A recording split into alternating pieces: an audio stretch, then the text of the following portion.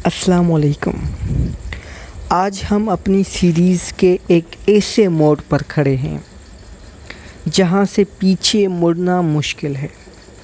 ہم نے جادو کے ماخذ پر بات کی، کتابوں کے سچ کو جانا، مگر آج ہم ان جگہوں کا سراغ لگائیں گے جہاں جادوگر اپنی اصل طاقت جمع کرتے ہیں۔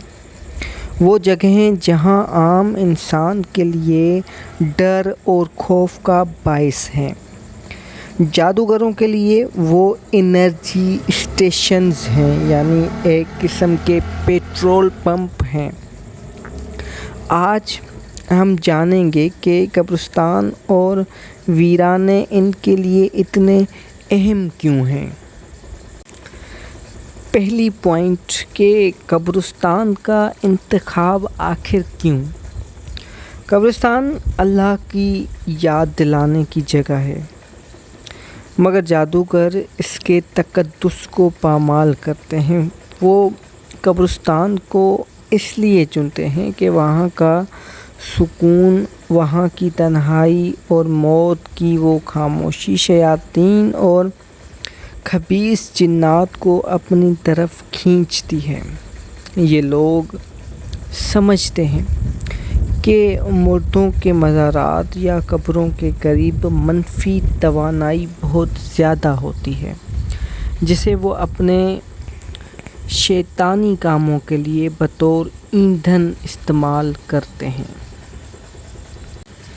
دوسری پوائنٹ، قبروں کی بے حرمتی۔ یہ سب سے گھناؤنا عمل ہے۔ جادوگر قبر کی مٹی، کسی قبر سے لیا گیا کفن کا ٹکڑا یا ہڈیاں حاصل کرنے کے لیے قبروں کی بے حرمتی کرتے ہیں۔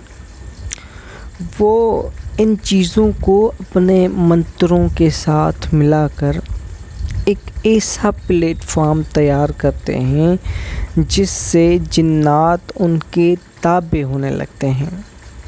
یہ کام اتنا شرمناک اور کفر آمیز ہے کہ اس کا تصور بھی انسانیت کو لرزا دیتا ہے۔ تیسری پوائنٹ ہے جنات کا مسکن اور ویرانے۔ قدیم کنویں، پرانے ٹوٹے ہوئے مکانات اور ویران جنگل جہاں انسان کا گزر نہ ہو یا پھر گزر کم ہو، جنات کے ٹھکانے ہیں یہی۔ اور جادوگر ان جگہوں پر جا کر پہلے تو سیمنٹنگ کا عمل کرتے ہیں، جہاں وہ خون یا نجاست کے ذریعے ان جنات کو دعوت دیتے ہیں۔ یہ وہ مقامات ہیں جہاں شیاطین کا حاضر ہونا آسان ہوتا ہے۔ اب آتے ہیں چوتھی پوائنٹ پہ کہ نجاست کا استعمال۔ پاکیزگی جادوگروں کا سب سے بڑا دشمن ہے، اسی لیے وہ اپنے عملیات میں جان بوجھ کر نجاستوں کا استعمال کرتے ہیں، کیونکہ شیطان گندگی کو پسند کرتا ہے۔ یہ ایک طرح کا یعنی شیطان کو خوش کرنے کا عمل ہوتا ہے، تاکہ وہ جو ہے ان شرائط ماننے کے لیے تیار ہو جائے۔ جو جادوگر جتنا زیادہ نجس کام کرتا ہے، عام طور پر اس کے بارے میں مشہور ہوتا ہے کہ وہ اتنا ہی بڑا جادوگر ہے۔ اب آتے ہیں پوائنٹ نمبر 5، رات کا پہر اور جادو کا اثر۔ رات کا جو آخری پہر ہوتا ہے، جب دنیا سو رہی ہوتی ہے، جادوگروں کے لیے یہی وقت ایک اہم وقت ہوتا ہے، سائنسی اور روحانی دونوں پہلوؤں سے۔ اس وقت زمین پر منفی اثرات کا غلبہ ہوتا ہے۔ جادوگر اپنے منتروں کی شدت کو اس وقت بڑھاتا ہے تاکہ ان کا ہدف جو دور بیٹھا ہے اس کے دل و دماغ پر گہرا اثر ہو۔ پوائنٹ نمبر 6 ہے آنکھوں دیکھا حال اور ڈر۔ ایسے وقت میں لوگ بھی گزرے ہیں اور ہیں جو لوگ بتاتے ہیں کہ قبرستان کے قریب سے جب گزرتے ہیں تو وہ بتاتے ہیں کہ انہیں اچانک سردی محسوس ہوئی، یا سائے چلتے ہوئے دیکھے، یا ایسی آوازیں آئی جن کا کوئی ذکر کہیں پہ موجود ہی نہیں۔ یہ سب اس منفی توانائی کا نتیجہ ہے جو جادوگروں کے ان اعمال سے پیدا ہوتی ہے۔ وہ جگہیں ایک عرصے تک آلودہ رہتی ہیں۔ پوائنٹ نمبر 7 ہے روحانی حصار کی اہمیت۔ آپ قبرستان سے گزریں یا کسی ویرانے سے، اگر آپ نے اللہ کا ذکر نہیں کیا تو آپ غیر محفوظ ہیں۔ جادوگروں نے ان جگہوں پر لائنیں کھینچی ہوئی ہوتی ہیں، جو تعویذ دفن کیے ہوتے ہیں وہ آپ کے غیر موجودگی میں آپ کے گرد ایک جال بن سکتے ہیں۔ اس لیے ایسی جگہوں پر بسم اللہ پڑھنا اور آیت الکرسی کا ورد کرنا آپ کی ڈھال ہے۔ اب آتے ہیں پوائنٹ نمبر 8 پر، اثرات گھر کیسے پہنچتے ہیں۔ دیکھیں، اکثر لوگ انجانے میں قبرستان سے مٹی، کنکر یا کوئی ایسی چیز لے آتے ہیں جس پر جادوگر نے عمل کیا ہوتا ہے۔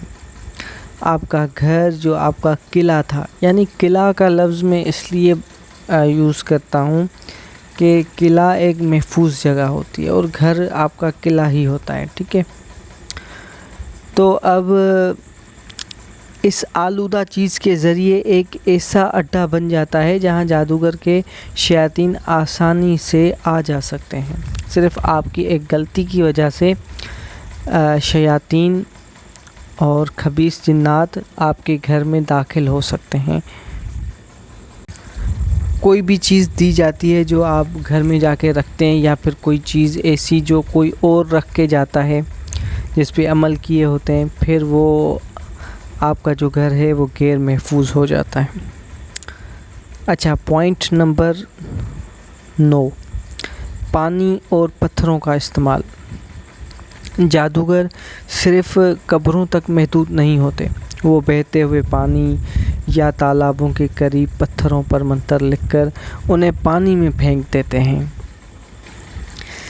اس کا مقصد یہ ہوتا ہے کہ جب تک وہ پتھر پانی میں رہے گا جادوگر کا اثر برقرار رہے گا۔ یہ ان کے پروجیکٹ کا لانگ ٹرم بنانے کا طریقہ ہوتا ہے۔ انشاءاللہ نیکسٹ ویڈیوز جو میں بناؤں گا ان میں پانی کے جادو کے بارے میں ڈیٹیلڈ ایک لیکچر دوں گا آپ کو، اور بتاؤں گا کہ کس طرح سے یہ جادو ہوتا ہے، کس طرح سے ختم ہوتا ہے، اور زیادہ تر کس لیے یہ جادو کیا جاتا ہے۔ پوائنٹ نمبر 10 ہے بچاؤ کا طریقہ۔ آخر میں یاد رکھیں کہ اگر آپ کا ایمان مضبوط ہے اور آپ اپنی عبادات کے پکے ہیں تو کوئی جادوگر چاہے قبرستان کے اندر بیٹھ کر عمل کرے یا جنگل میں، وہ آپ کا کچھ نہیں بگاڑ سکتا۔ سچی توبہ اور باقاعدگی سے قرآن کی تلاوت ہی آپ کا اصل حصار ہے۔ اب اس ویڈیو کو اختتام کرتے ہیں کیونکہ بہت ویڈیو لمبی ہو رہی ہے، اور آج ہم نے وہ راز کھولے ہیں جو عام لوگ نہیں جانتے تھے۔ لیکن ایک سوال اب بھی کانٹوں کی طرح چبھ رہا ہے کہ کیا جادوگر صرف مٹی اور پتھروں سے کھیلتے ہیں، یا وہ خون کا وہ بھیانک کھیل بھی کھیلتے ہیں جس کا ذکر سن کر ہی روح کانپ جاتی ہے۔ اگلی قسط میں ہم جادو کے اس سب سے تاریک پہلو پر بات کریں گے۔ کیا جادوگر واقعی خون کے ذریعے جنات کو اپنا غلام بناتے ہیں؟ یہ سب جاننے کے لیے ہمارے چینل کو سبسکرائب کریں۔ اللہ حافظ۔